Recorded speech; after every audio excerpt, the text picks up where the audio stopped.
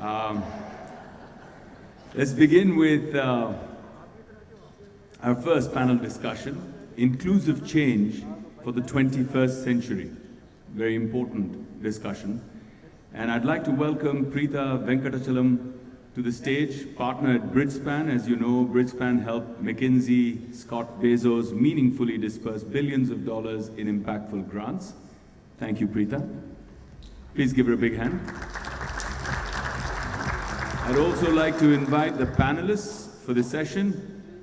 Isabella, Sreyashiii Sen, could we have you on stage, please?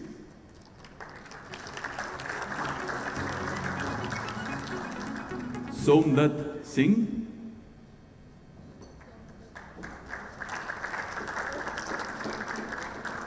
And Shalini Govil-Pai.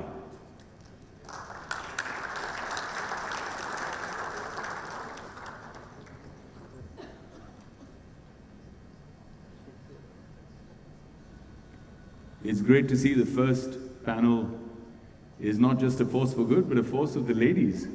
Thank you.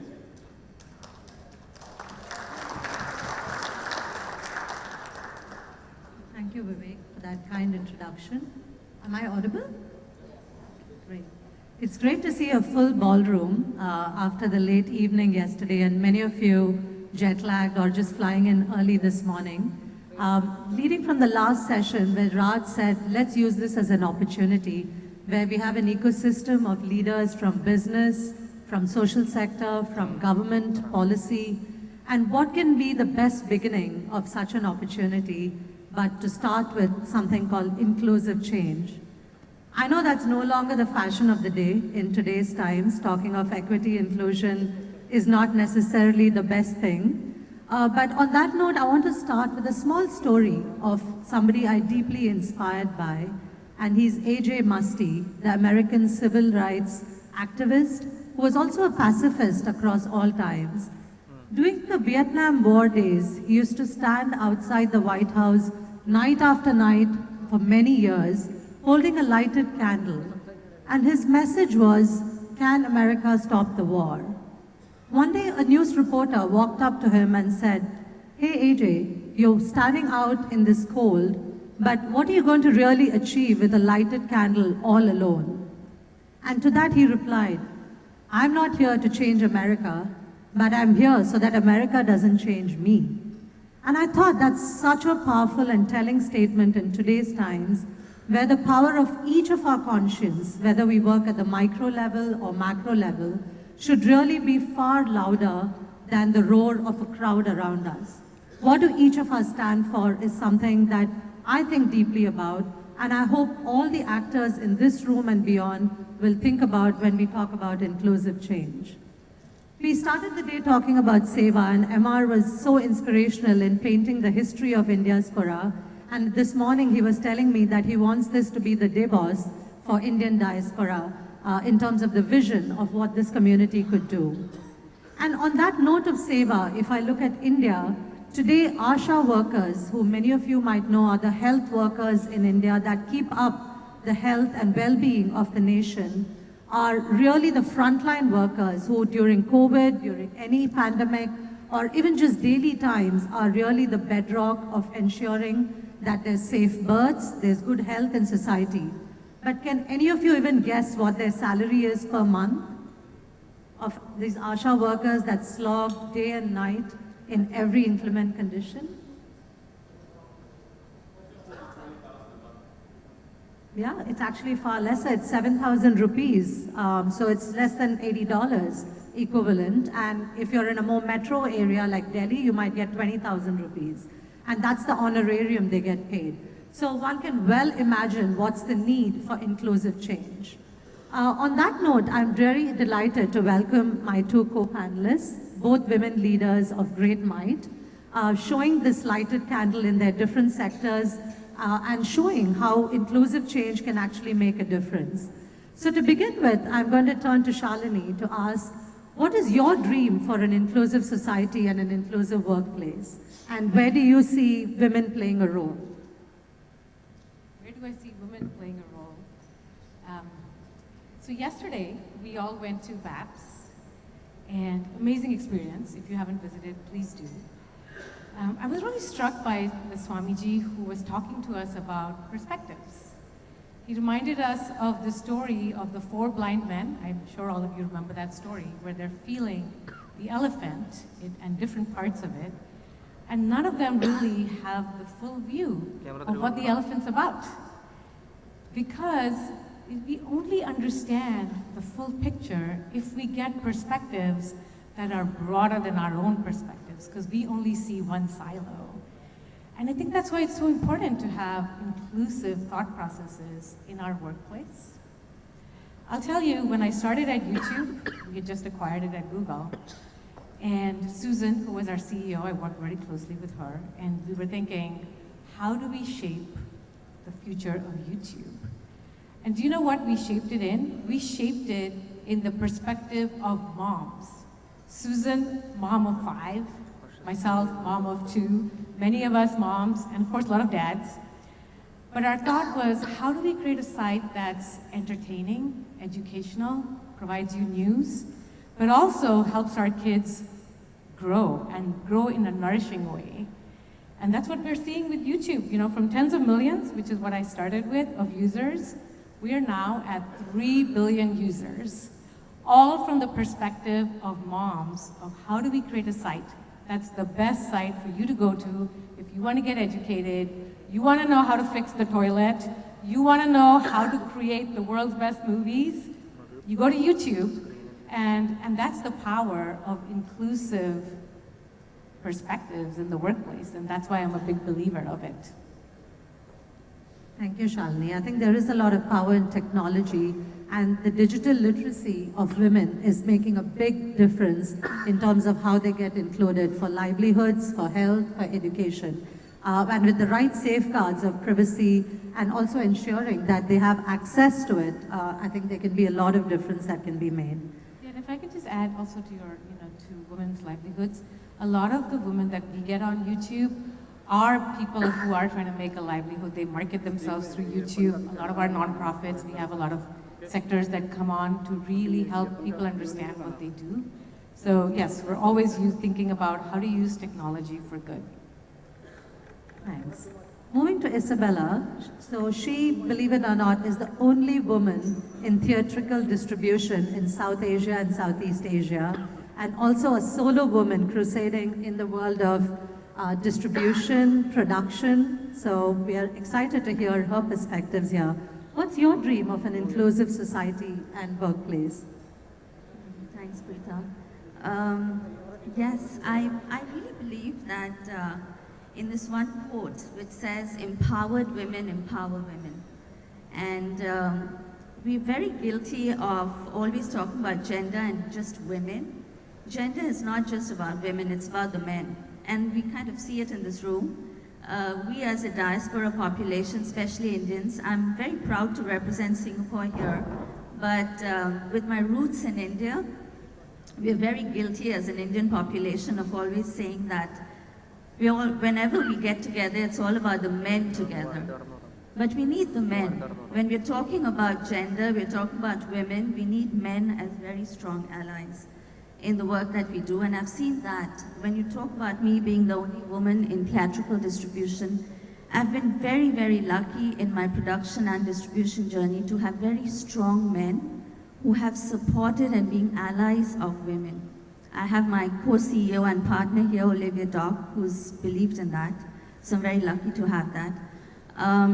The diaspora population that we are also, we carry in our hearts our diaspora experience. So we have our rich heritage of India, and we have our migrant experience. And that is inclusive as well. The stories that we tell is very important that we carry with us. And when we tell that story, that diversity that we bring, and women's shared experiences as migrants, all of the women in this room as well, each of us have a story. Each table that you see here has a story. And that's what we are, the media that we are, the entertainment industry. The inclusiveness that we need to bring in the entertainment industry, that's very important as well. So while women need to be there, women need to tell their stories, we need to see women in C-suite roles, and not just as a token representation, but we need the men as very strong allies as well. Gender is men and women together. So I do see that. I do see inclusive stories. I see diaspora stories are very important. So forums like this are very important where we share stories. We talk about diverse experiences and we talk about women and men working together to do that. Thank you. In fact, there's a big program on men and boys looking at gender inclusive change in society now in India. And several business leaders, philanthropists are really working on societal change for norms, practices, working at all ends of the spectrum because, women should not be carrying the burden of having change for women's inclusive growth. So I think that's a point very well made. Turning back to you, Shalini, I know in the tech world, the ratio of women to men has actually declined, sadly, in the last 35 years. But equally, there are a lot of green shoots when you see women being more digitally included, having roles not just in the corporate workplace, but also just commonplace women who are using, social media, other forms of technology to be included and enumerated as citizens, as rights holders. So where do you really see the power of tech? And what do you see as the strengths to bridge this gender divide, and where can tech play a role? Yeah, that's a really good question. I have been at the cross-section of tech and media now for over 25 years. I will say I wanted to start my career as a film actress. Unfortunately, I couldn't be you, Vivek. I was actually a child actress, but unfortunately the film didn't do very well. And it's never too late, okay, so maybe in your next movie. I realized I was not that good to really be in acting. And so I decided, hey, maybe I can try computer graphics. It was one of the new technologies that was emerging.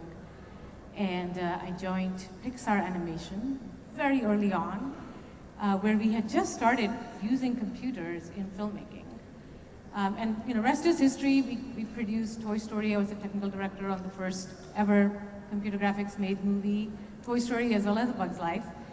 And what I saw with tech really combining with media was something really inspirational, where you could bring the two together to create such amazing stories that you probably couldn't do that by hand.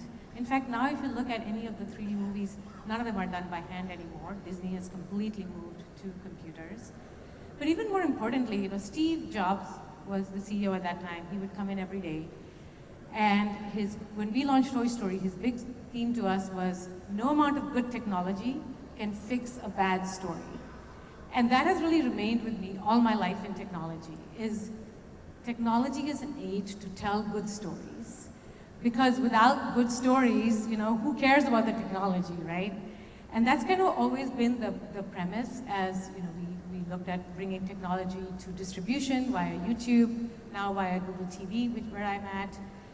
And, as I think about the next wave of where technology is hitting media and storytelling, it's really AI. AI is going to impact all of us in ways that we don't even know, and some that we do, but it can be really scary. I personally think it can be amazing, it can be frightening, but it's really the good stories that are going to get us across and make sure that AI is being used in ethical ways, in responsible ways, and how do we really help our systems understand those stories? Who are the best storytellers? In my mind, those storytellers are women. They have held a candle for centuries. The stories that you've been told at home have come from your moms, have come from your grandmoms, and we really need more women ensuring that as we're building our AI systems, as we're developing the narratives that these systems imbibe, we have to make sure that they're being fed with the right ethics, the right narratives, so they come across as AI for good.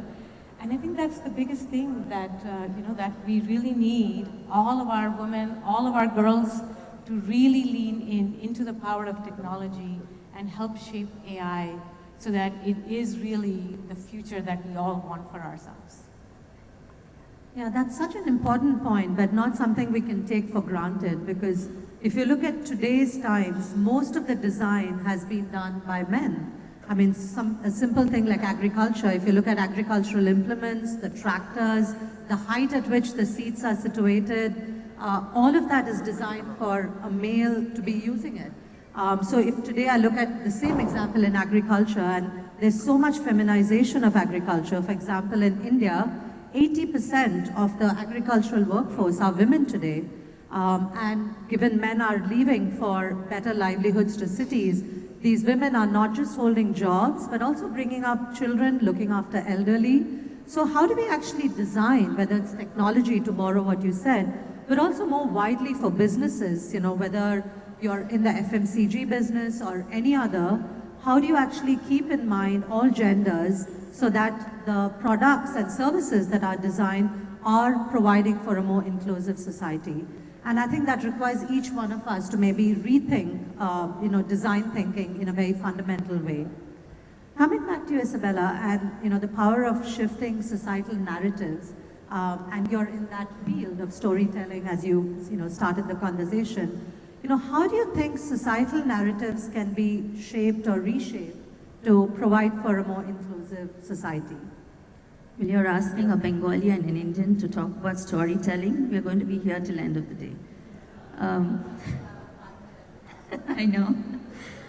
Well, I started in a family of filmmakers who've been in this industry for 75 years, and I was told not to get into the media and film industry. So, stubborn as I am, I went into, of course, I became a social worker. I studied social work, but films was in my blood. So I got into distribution, and then I got into producing. And the reason I say this is I'm going to share a very short story to tell you why we are doing what we are at Hazelnut Media. I met, when I was during my social work days in India, in TIS, this lady who was in the fields in Maharashtra. She was carrying 9 months, she was in the fields, and she walked back when she was in labor and gave birth to the child herself in a village in Maharashtra. Now imagine this lady telling her story herself, and not me or Vivek as a third person talking about that story. It's about this authenticity of storytelling, of giving the camera in the hands of the community, is what we need to do. A project called Pritha that we're starting, which is talent in the hands of the community. Now the story is, this is where we are talking about stories. The community, the people, we're watching stuff on our handphones.